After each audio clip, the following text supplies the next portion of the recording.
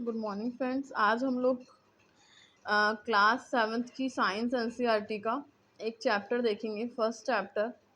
Actually आजकल lockdown चल रहा है तो बच्चों की पढ़ाई सारी ऑनलाइन ही हो रही है, तो जो ये वीडियोस हैं उनको बहुत हेल्प करेंगे। चलिए हम फर्स्ट चैप्टर देखते हैं, nutrition in plant. This is our topic, nutrition in plant. Let's start this topic, nutrition in plant. In class 6, you have learned that food is the essential for all the living organisms. You also learned that carbohydrate, protein, fats, vitamins and minerals components of food. आप लोगों ने जैसे कि class 6 में पढ़ा ही होगा कि जितने भी हमारे न्यूट्रिशंस होते हैं, जैसे कार्बोहाइड्रेट्स हो गया, प्रोटीन्स हो गया, फैट हो गया, विटामिन्स हो गया एंड मिनरल्स हो गया, ये सब क्या है हमारे जो कंपोनेंट्स हमारे जो हमें खाने से मिलते हैं। ये सारे कार्बोहाइड्रेट्स, जैसे मान लीजिए आप राइस खाते हैं या पोटैटो खाते हैं तो उनमें ज़्यादा कार्बोहाइड्रेट्स होता है।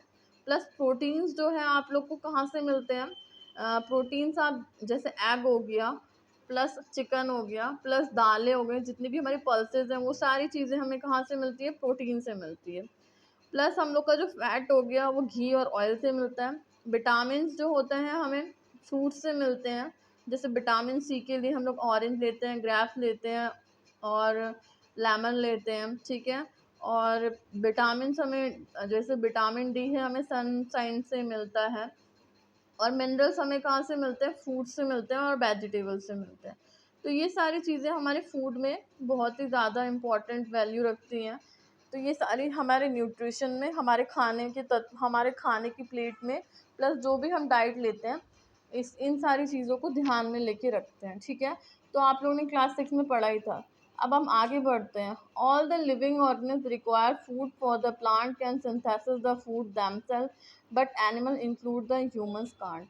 देखिए, जो हमारे प्लांट्स होते हैं वो अपना खाना खुद बनाते हैं, ठीक है। लेकिन जो ह्यूमंस होते हैं वो उन पे डिपेंड करते हैं। क्या करते हैं, ह्यूमन जो होते हैं प्लांट के ऊपर डिपेंड करते हैं, वो अपना खाना बनाते नहीं है। ह्यूमंस जो होते हैं अपना खाना पकाते हैं। लाइफ में हमेशा याद रखिएगा, जो हमारा प्लांट होता है हमारा इकोसिस्टम का पहला ऐसा लिविंग ऑर्गेनिज्म है जो अपना खाना खुद बनाता है, ठीक है। और जो ह्यूमन बींग्स हैं वो उस पर डिपेंड करते हैं। क्या करते हैं, वो अपना खाना पकाते हैं, ठीक है, प्लांट्स को पकाते हैं, ठीक है। उसके बाद आगे देखते हैं हम लोग। इसी चैप्टर में आप लोग को बोला गया है, दे गेट इट प्लांट्स और animal that eat the plant, thus humans and animals are directly indirectly depend on plant. जितने भी हमारे ह्यूमंस और एनिमल्स हैं वो क्या करते हैं, डायरेक्टली डिपेंड करते हैं प्लांट के ऊपर, ठीक है। अब देखिए, एक लड़का है, would you want to know how the plant prepare their own food. अब ये जानना चाहता है कि जो प्लांट होता है वो अपना खाना कैसे बनाते हैं, ठीक है। तो वही चैप्टर का नाम है हमारा, modes of nutrition in plant. Plants अपना न्यूट्रिशन कैसे लेते हैं, ह्यूमन बींग्स और एनिमल्स तो प्लांट के ऊपर डिपेंड रहते हैं, लेकिन प्लांट अपना खाना कैसे बनाते हैं भाई। चलो आगे देखते हैं। Plants are only organism that can prepare the food for themself. Plant एक ऐसा ऑर्गेनिज्म है जो अपना खाना खुद बनाता है। Water, carbon dioxide and minerals, the raw materials are present in their surrounding. जैसे कि यहाँ पे प्लांट्स एक ऐसा ऑर्गेनिज्म है जो अपना खाना खुद बनाता है, किन किन रॉ मटेरियल के अंदर, जैसे वाटर हो गया, कार्बन डाइऑक्साइड हो गया, मिनरल हो गया, ये सब उसके रॉ मटेरियल है, ठीक है। रॉ मटेरियल मतलब जैसे कि मम्मी अपना खाना जब हमारे लिए खाना बनाती है तो वो क्या करती है, किचन में जब वो हमारे लिए दाल चावल बनाने जाती है तो क्या करती है, अपने लिए हम पहले वो दाल लेके आएगी, फिर चावल लेके आएगी, सारे रॉ मटेरियल इकट्ठा करती है एक जगह, फिर वो पकाती है ना।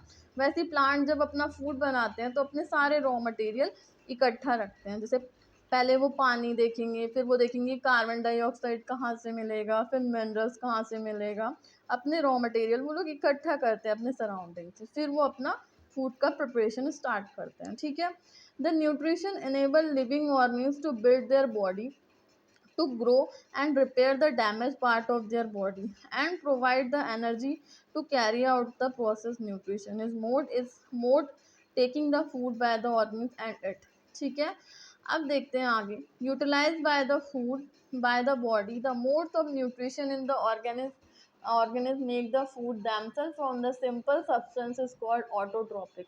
जो खाना अपने आप ऑटो मतलब देखिए ऑटोट्रॉपिक बहुत ही इंपॉर्टेंट वर्ड है। अब आप लोग क्लास 7th के स्टूडेंट हो गए, तो अब आप लोग धीरे धीरे बायोलॉजी के चैप्टर्स में प्लस केमिस्ट्री के चैप्टर्स में प्लस फिजिक्स के चैप्टर्स में डिफ्रेंशिएट करना शुरू कीजिए। क्यों? क्योंकि 7th एक ऐसा स्टैंडर्ड क्लास होता है कि आपके हायर लेवल 11th 12th के जो टर्म्स होते हैं धीरे धीरे आने लगते हैं, जैसे ऑटोट्रॉप हो गया, हेटरोट्रॉप हो गया। अब आप बायो में जैसे जैसे आगे पढ़ेंगे ये वर्ड्स हमेशा आपके लाइफ टाइम काम आएगा, ठीक है। आपको यही बेसिक है, ये सब बेसिक है, ठीक है। आपको जब आगे की स्टैंडर्ड क्लासों में आपको ऑटोट्रॉप का मतलब ही नहीं पता होगा तो कैसे चलेंगी आगे की क्लासेस, ठीक है, खासकर बायोलॉजी की क्लासेस। अब जैसे आप अभी मैं आपको वो नहीं करना चाहूँगी, आप ऑटोट्रॉप का मतलब देखिए। ऑटो मतलब सेल्फ हो गया और ट्रॉप मतलब नरिशमेंट, जो अपने अपने लिए खुद फूड बनाते हैं उनको हम ऑटोट्रॉफ्स बोलते हैं। Therefore plants are called autotroph. Plant जो होते हैं अपना खाना खुद बनाते हैं, इसीलिए हम इनको ऑटोट्रॉफ बोलते हैं। Animals are most organism that take in the food prepare by the plant. Animals ऐसे ऑर्गेनिज्म होते हैं जो क्या होते हैं, अपना खाना खाने के लिए प्लांट के ऊपर डिपेंड करते हैं, इसीलिए इनको हम हेटरोट्रॉफ्स बोलते हैं। हेटरो का मतलब होता है अदर, अदर के ऊपर डिपेंड करने वाले ऑर्गेनिज्म को या एनिमल्स को या फिर ह्यूमन बींग्स को हम हेटरोट्रॉफ्स बोलते हैं, ठीक है। आपके दो टर्म्स निकल के यहाँ आ गए मोस्ट इम्पॉर्टेंट। पूछा जा सकता है what are autotrophs, what are heterotrophs. कुछ नहीं है, सिंपल सा मीनिंग है। ऑटोट्रॉफ्स मतलब जो अपना खाना खुद बनाते हैं, जैसे प्लांट हो गया, उनको हम ऑटोट्रॉफ्स बोलेंगे। जो खाने के लिए दूसरे के ऊपर डिपेंड रहते हैं उनको हम हेटरोट्रॉफ्स बोलेंगे। जैसे एनिमल्स हैं, जैसे ह्यूमन बींग्स हैं, वो खाने के लिए दूसरे के ऊपर डिपेंड रहते हैं, उनको हम हेटरोट्रॉफ्स बोलेंगे, ठीक है। अब देखो पहेली want to know our body can not make food from the carbon dioxide water minerals like plant do. क्या हमारी बॉडी खुद खाना नहीं बना सकती है? नहीं, हमारी बॉडी खुद खाना नहीं बना सकती है, प्लांट ही ऐसा ये काम कर सकते हैं, ठीक है। Now we can make answer the food factory of the plants are located, whether food is made all the plant part only in a certain part, how do the plant obtain the raw material from the surrounding, and how do they transport the food from the factories of the plant।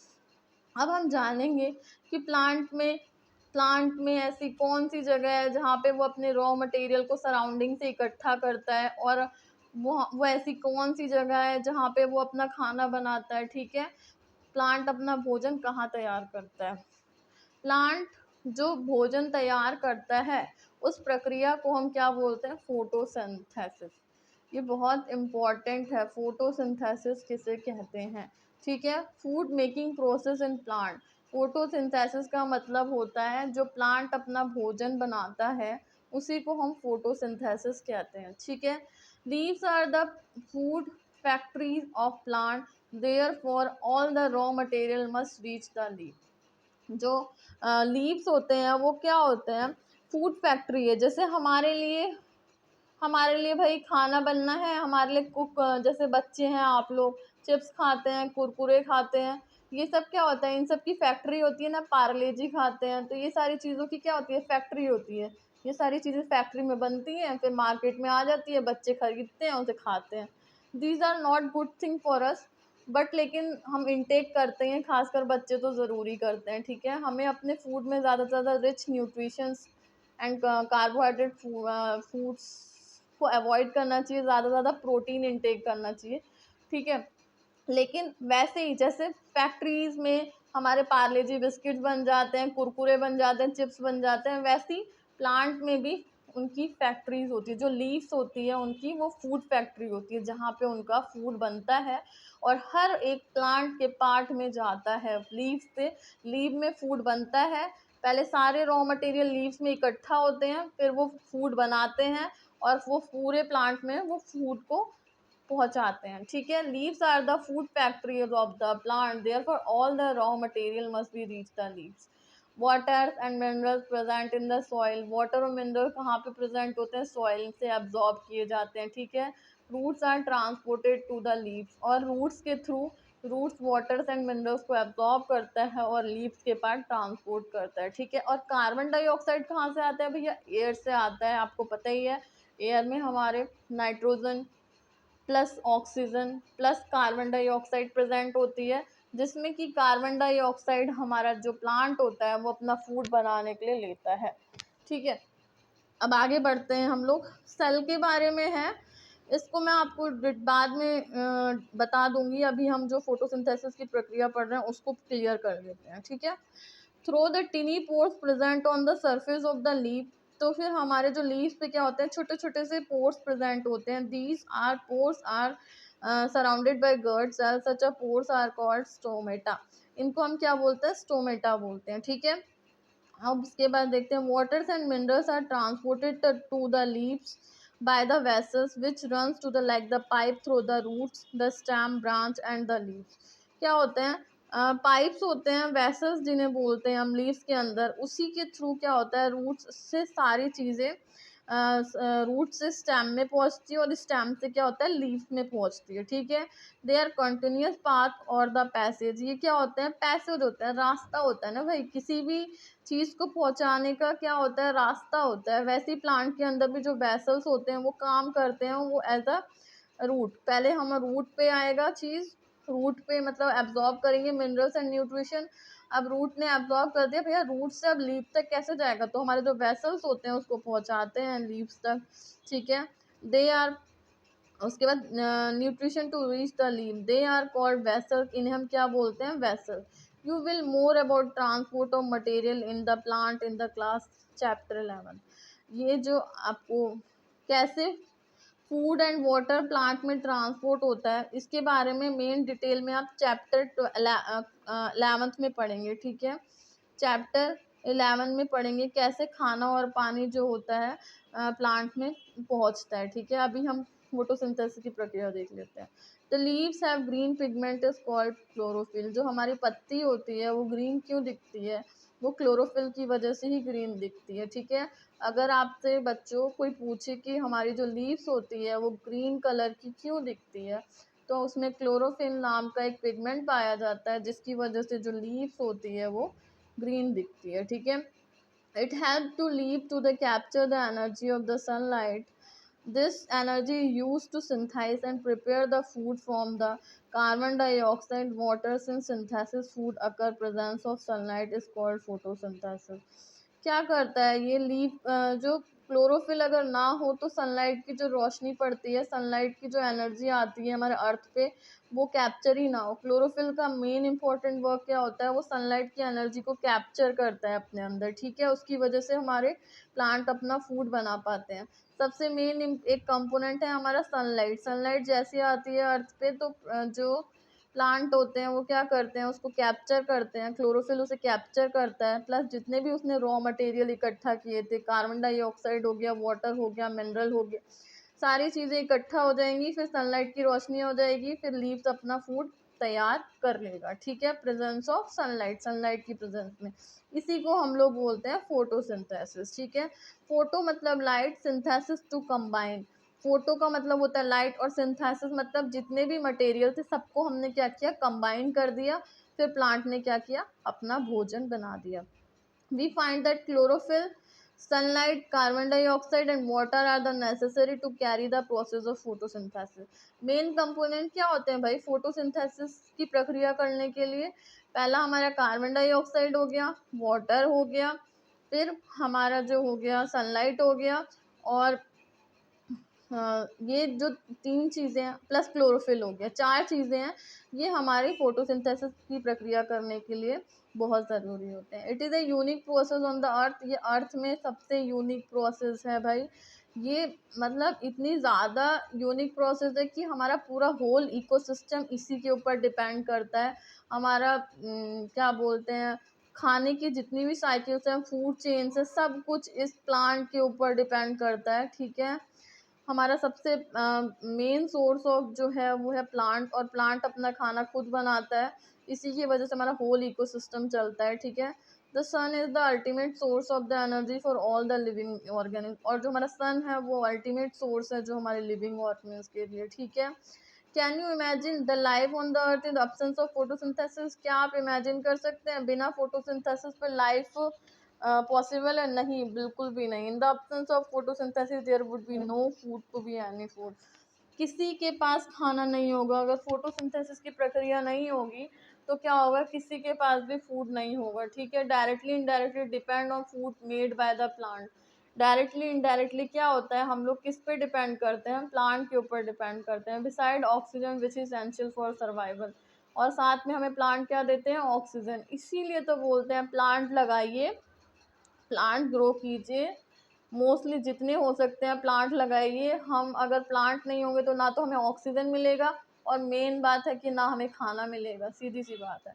ठीक है, तो आप लोग सब लोग, हर सारे बच्चे अपने अपने घर में प्लांट ग्रो करेंगे। ठीक है, अपने छत पे, गमलों में, हर जगह सब लोग अपने अपने घर में प्लांट ग्रो करेंगे। ठीक है, beside the leave is a photosynthesis also take place in the other green part of the plant. In the green stem and the green branch, the desert plant have the scale or the spines like the leaf to reduce the loss of the water by transpiration. These plants have green stem which carry out the photosynthesis. ठीक है, उसके बाद देखते हैं all the organism is produced during the photosynthesis is produced during photosynthesis. In the absence of photosynthesis, life would be impossible on the earth. बिना photosynthesis की प्रक्रिया के अर्थ लाइफ बिल्कुल भी इम्पॉसिबल है, अर्थ पे कोई लाइफ रह ही नहीं सकती। During the photosynthesis the chlorophyll containing the leaves the presence of sunlight use the carbon dioxide plus and water to synthesize carbohydrate. The process can be represented in equation. देखिए ये equation is most important. Carbon dioxide plus water, sunlight की presence में chlorophyll, ये carbohydrate plus oxygen, ये हमारी जो पूरी photosynthesis की प्रक्रिया उसका इक्वेशन है। You have to learn this equation, simple सी इक्वेशन है। क्या और क्या रॉ मटेरियल यूज होता है और क्या हमारा बनता है। ठीक है, कार्बोहाइड्रेट बनता है कार्बन डाइऑक्साइड और वाटर और सनलाइट और क्लोरोफिल की प्रेजेंस में। क्या होता है, हमारे प्लांट का कार्बोहाइड्रेट मेन फूड बन जाएगा प्लस ऑक्सीजन बन जाएगा। ठीक है, अब हम लोग आ जाते हैं, ये हमारा सेक्शन ऑफ लीफ है। लीफ को हम जब कट करेंगे तो ऐसा दिखेगा। देखिए ये हमारा क्लोरोफिल है, जो हमारे छोटे छोटे से बूंदे बूंदे से, ये हमारे क्लोरोफिल है। प्लस इसमें गर्ड सेल्स होती हैं, ये गर्ड सेल्स हैं। ठीक है, ये हमारी स्टोमेटा है। ठीक है, ये लीव्स को हम जब कंपाउंड माइक्रोस्कोप में रखेंगे तो हमारा लीव का सेक्शन कुछ ऐसा दिखेगा। ठीक है, सिंपल लीव। और अगर मेन स्टोमेटा देखें जहाँ पे फूड स्टोर होता है, उस वो है स्टोमेटा, तो ये है हमारा स्टोमेटा और गर्ड सेल स्टोमेटल ओपनिंग। ठीक है, आगे हम बढ़ेंगे। ये देखिए पूरी फोटोसिंथेसिस की प्रक्रिया करके दिखाई हुई है। देखिए लीव्स में क्या हो रहा है, कहाँ यहाँ ऑक्सीजन जा रहा है, कार्बन डाइऑक्साइड आ रहा है, प्लस वाटर मिनरल्स और जो सॉइल से जा रहा है, और सनलाइट पड़ रहा है, और क्या हो रहा है, क्लोरोफिल उसको कैप्चर कर रहा है। ठीक है, और ये प्लांट अपना फूड बना रहा है, जिसकी वजह से ये फ्लावर भी ग्रो कर रहा है और ये प्लांट भी अच्छा खासा ग्रो कर रहा है। ठीक है, अब देखते हैं आगे। During the process of the oxygen release the presence of the starch the leave indicate the occur photosynthesis. जब प्रेजेंस ऑफ स्टार्च हो जाता है, स्टार्च मतलब कार्बोहाइड्रेट का फॉर्मेशन हो जाता है, तो इसका मतलब क्या है, हमारी फोटोसिंथेसिस की प्रक्रिया हो गई है। Starch is also called carbohydrate. देखिए मैंने बताया ना, स्टार्च का मतलब होता है कार्बोहाइड्रेट्स। ठीक है, जब स्टार्च का फॉर्मेशन हो गया है, इसका मतलब क्या हो गया, हमारी फोटोसिंथेसिस की प्रक्रिया हो गई है। अब देखिए क्लास 7 का हम फर्स्ट चैप्टर पढ़ रहे हैं, तो इसके लिए जो ये डायग्राम है ये मोस्ट इम्पॉर्टेंट है। आप जब फोटोसिंथेसिस की प्रक्रिया क्वेश्चन आए व्हाट इज द फोटोसिंथेसिस, तो आपने ये डायग्राम पक्का बनाना है। ठीक है, प्लस आपने ये इक्वेशन ज़रूर याद करनी है जो मैंने सिंपली आपको समझाया। क्या होता है, हमें कौन कौन से रॉ मटेरियल, जब मम्मी खाना बनाती है तब हमें कौन कौन से मटेरियल खाना बनाने के लिए चाहिए होते हैं, वैसे ही जब प्लांट फोटोसिंथेसिस जब वो अपना खाना बना रहा है तो कौन कौन से रॉ मटेरियल हमें चाहिए। ठीक है, कार्बन डाइऑक्साइड हो गया, वाटर हो गया, in the presence of sunlight and chlorophyll. Sunlight ही तो, सनलाइट को कौन कैप्चर करेगा, क्लोरोफिल कैप्चर करेगा। ठीक है, और वो क्या बनाएगा, कार्बोहाइड्रेट प्लस ऑक्सीजन। कार्बोहाइड्रेट्स को ही हम स्टार्च बोल देंगे या फिर स्टार्च को हम कार्बोहाइड्रेट बोल देंगे, तो हमारा फोटोसिंथेसिस की प्रक्रिया हो गई। ठीक है, अब इस चैप्टर में मोस्ट इम्पोर्टेंट यही था आपका ठीक है, और अब कुछ लीव्स और वो दिया है। आज हम इतना ही देखेंगे। Thank you.